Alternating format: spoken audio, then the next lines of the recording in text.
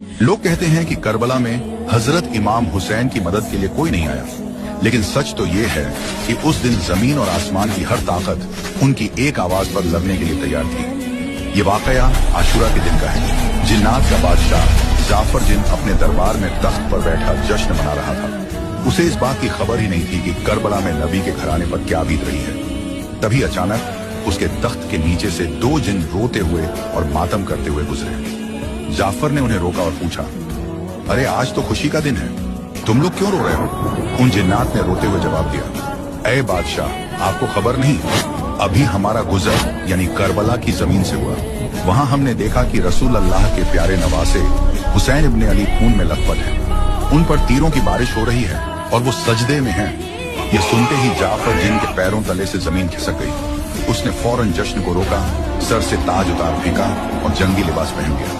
उसने अपनी तलवार निकाली और जिन्नात के एक बड़े लश्कर को लेकर हवा से भी तेज रफ्तार में करबला की तरफ दौड़ा। जाफर कहता है, जब मैं करबला की फिजाओं में पहुंचा तो मैंने एक अजीब मंजर देखा।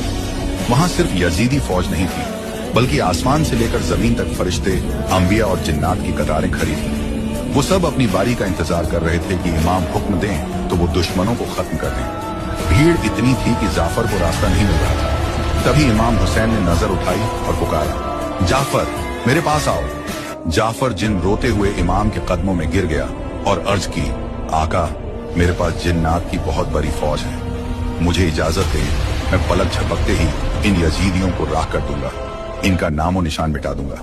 मगर इमाम हुसैन ने बड़े ही सुकून से फरमाया, नहीं जाफर, रुक जाओ। अगर मैं चाहूं तो एक इशारे में दुनिया पलट दूं, लेकिन मैं अपने नाना के दीन को बचाने के लिए और अपने रब की रजा के लिए ये सब्र कर रहा हूं। मुझे अपने अल्लाह की मर्जी प्यारी है। तो दोस्तों, याद रखना, करबला में इमाम हुसैन बेबस नहीं थे। कायनात की हर ताकत उनके हाथ में थी, लेकिन उन्होंने तलवार नहीं उठाई ताकि इस्लाम जिंदा रहे। करबला का यह मंजर बताता है कि जीत हथियार की नहीं बल्कि सब्र की होती है। अगर आपके दिल में भी इमाम हुसैन के लिए मोहब्बत है तो कमेंट में या हुसैन जरूर लिखें, और ऐसे ही इस्लामिक वाकयात के लिए चैनल को अभी सब्सक्राइब करें।